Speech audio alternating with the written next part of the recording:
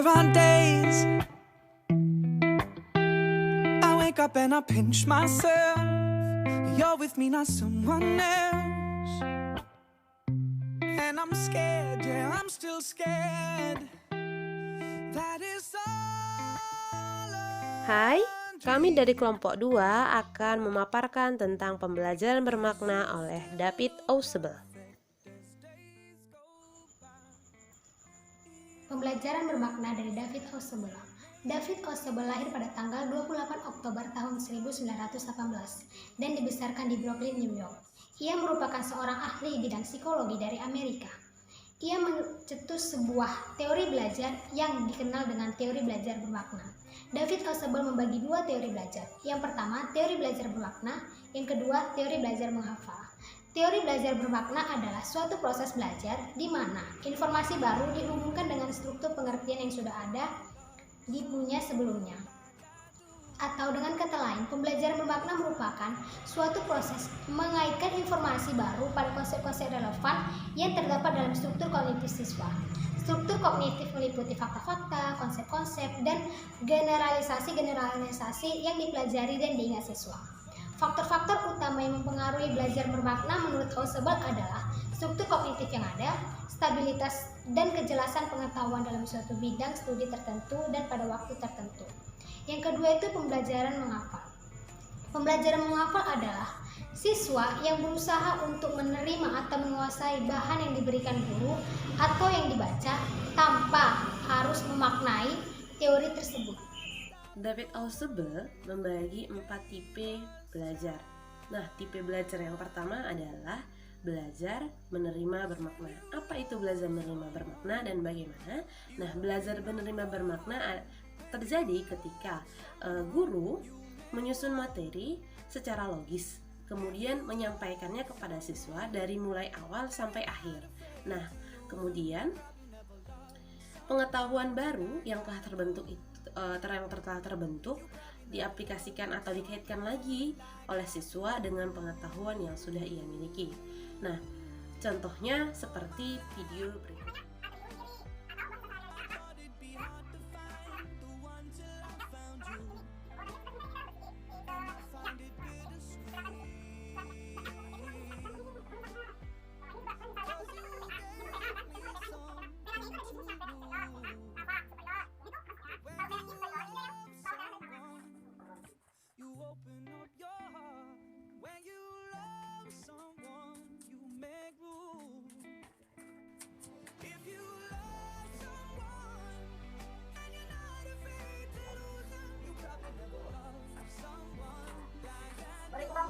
Berarti sebenarnya faktornya itu salah satunya itu ya kegiatan sama waktu ya misalkan kegiatan nggak berantakannya. Berarti ketiga ya faktornya. Nah, tipe yang kedua adalah belajar tidak bermakna. Apa itu belajar tidak bermakna? Nah, belajar tidak bermakna ini terjadi ketika guru menyampaikan materi yang telah tersusun secara logis dari awal sampai akhir. Namun, pengetahuan baru yang dimiliki oleh siswa itu tidak dikaitkan, hanya dihafal saja. Yang ketiga adalah belajar penemuan bermakna. Nah, belajar ini dapat terjadi ketika siswa menemukan sendiri pengetahuan baru dari apa yang ia pelajari. Kemudian, pengetahuan baru tersebut ia kaitkan dengan pengetahuan yang sudah ia miliki sebelumnya. Nah, bagaimana contohnya? Contohnya seperti video berikut ini.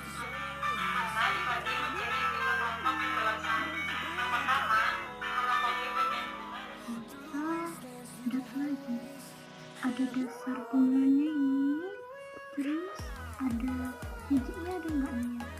Ada bijinya. Yang ini ada bijinya ini. Tuh, ini tangkai bungkani. 3. Setelah itu isi tabel yang ada di bawah ini. Totalnya 5. Kelopak bunganya.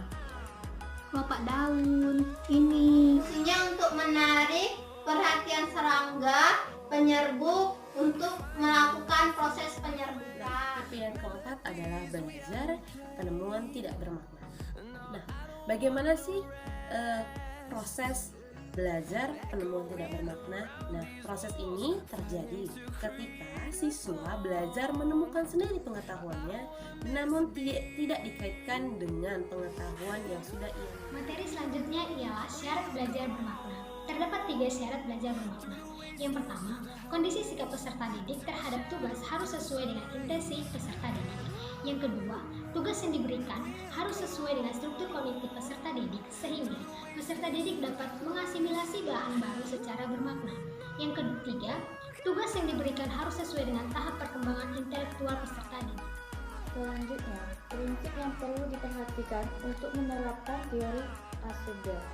Faktor yang paling penting yang mempengaruhi belajar adalah apa yang telah diketahui oleh siswa dalam mengaitkan konsep-konsep yang telah ada dalam struktur kognitif. Ditemukan 2 prinsip oleh Asuber, yaitu yang pertama, prinsip diferensiasi progresif. Dalam diferensiasi progresif, konsep-konsep yang diajarkan dimulai dengan konsep-konsep yang umum menuju konsep-konsep yang lebih khusus. Yang kedua, prinsip rekonsiliasi integratif. Dalam rekonsiliasi integratif, konsep-konsep atau gagasan-gagasan perlu diintegrasikan dan disesuaikan dengan konsep-konsep yang telah dipelajari sebelumnya. David P. Ausubel itu sendiri, teman-teman, dia menghierarkikan tahapan-tahapan pendelegasian wewenang itu dari atas umum semakin ke bawah semakin khusus. Ada 4 tahapan menurut David P. Ausubel. Jadi di sini yang pertama itu adalah pengaturan awal atau advanced organizer, yang kedua adalah diferensiasi progresif, yang ketiga konsolidasi atau belajar subordinatif, dan yang terakhir adalah rekonsiliasi integratif. Tapi yang pertama yaitu advanced organizer atau pengaturan awal. Jadi di sini advanced organizer itu sendiri secara pendelegasian wewenangnya atau penerapannya itu adalah sebagai pengait. Jadi dia yang berfungsi untuk mengaitkan pengetahuan awal siswa dengan materi yang akan kita ajarkan. Jika di dalam pembelajaran ini contohnya adalah saat guru memberikan apersepsi pada awal pembelajaran. Tahap yang kedua menurut David P. Ausubel adalah diferensiasi progresif.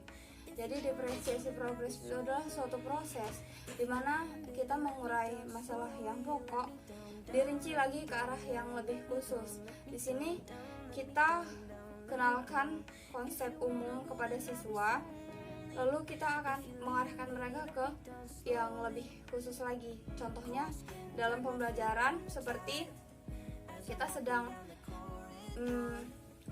ingin menyampaikan tentang materi pembelajaran mengenai hewan mamalia. Jadi awal-awalnya kita bilang dulu hewan-hewan yang berkaki 4 itu apa saja: kambing, sapi, kerbau, rusa, dan lain-lain. Lalu di antara hewan ini akan dikelompokkan lagi. Oh, ternyata sapi itu adalah hewan mamalia. Seperti itu.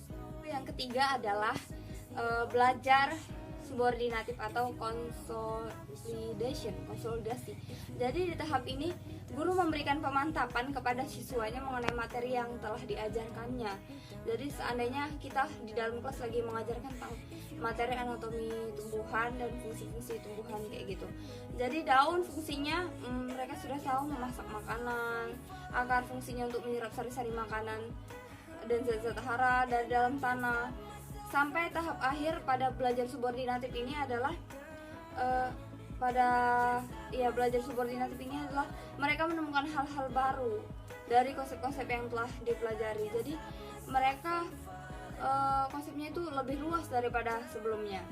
Itu adalah rekonsiliasi integratif, di mana konsep-konsep di sini akan dihubungkan dengan konsep-konsep yang telah dipelajari sebelumnya. Jadi semisal contohnya penerapan kita di dalam kelas, guru mengajarkan tentang tumbuhan tadi, lalu fungsi daun.